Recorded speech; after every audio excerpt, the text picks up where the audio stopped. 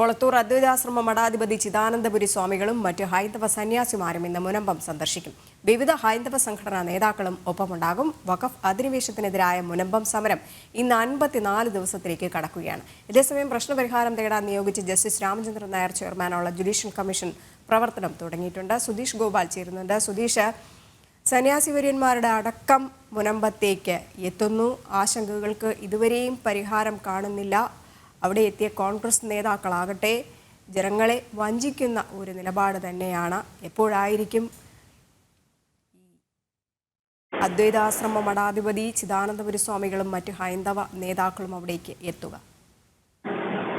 രജനി, ഇന്ന് ഉച്ചയ്ക്ക് 2:30 കുളത്തൂർ അദ്വൈതാശ്രമ മഠാധിപതി ചിദാനന്ദപുരി സ്വാമികളും മറ്റ് ഹൈന്ദവ സന്യാസിമാരും ഒപ്പം ഹൈന്ദവ സംഘടനാ നേതാക്കളും എല്ലാം മുനമ്പത്തേക്ക് എത്തുന്നത്. ഇന്ന് മുനമ്പത്തെ സമരം 54-ാം ദിവസമാണ്. വഖഫ് അധിനിവേശത്തെ ചെറുക്കുന്നതിനുള്ള ജനകീയ പോരാട്ടമാണ് നടക്കുന്നത്. ഈ ഒരു പോരാട്ടത്തിന് ആദ്യഘട്ടം മുതൽ തന്നെ ഹൈന്ദവ സംഘടനകളും BJP രാഷ്ട്രീയ പാർട്ടി എന്ന നിലയിൽ BJPയുമാണ് ആദ്യം മുതൽ തന്നെ ഇതിന് എല്ലാവിധ ഐക്യദാർഢ്യവും പിന്തുണയും അറിയിച്ച് എത്തിയിട്ടുള്ളത്. അതിന്റെ തുടർച്ചയായി തന്നെയാണ് ഇന്ന് ചിദാനന്ദപുരി സ്വാമികൾ അടക്കമുള്ളവർ അവിടേക്ക് എത്തുന്നത്. അതിൽ വളരെ ശക്തമായ രീതിയിൽ തന്നെ ഇന്നും സമരം തുടരുകയും അതിനെ എല്ലാവിധ ഐക്യദാർഢ്യവുമായി വിവിധ മേഖലകളിൽ നിന്നുള്ളവർ എത്തിക്കൊണ്ടിരിക്കുന്നു.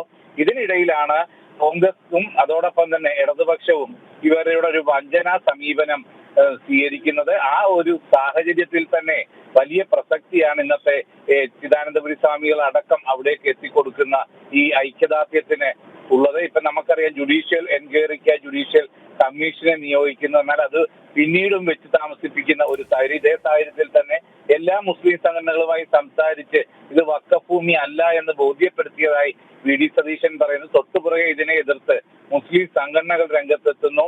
അതും LDFന്റെ ആയാലും UDFന്റെ ആയാലും ഏതെങ്കിലും തരത്തിൽ ഈ വിഷയത്തിലേക്ക് ഇടപെടുന്നത് ഉപതെരഞ്ഞെടുപ്പുകളെല്ലാം പൂർത്തിയായ ശേഷവുമാണ്. ഈ രീതിയിൽ പൂർണ്ണമായും വഞ്ചനാ സമീപനം LDFും UDFും സ്വീകരിക്കുമ്പോൾ തന്നെയാണ് ഇത്തരത്തിൽ സമ്പൂർണമായ പിന്തുണ കൊടുത്തുകൊണ്ട് ഇത് ഒരു ജനകീയ പ്രശ്നമാണ് എന്ന ബോധ്യത്തോടുകൂടി ഹൈന്ദവ സംഘടനകൾ രംഗത്തെത്തുന്നത്. ആ ഒരു പ്രസക്തി തന്നെയാണ് ഇന്നത്തെ സ്വാമിമാരുടെ ഈ സന്ദർശനത്തിനുമുള്ളത്. രജനി.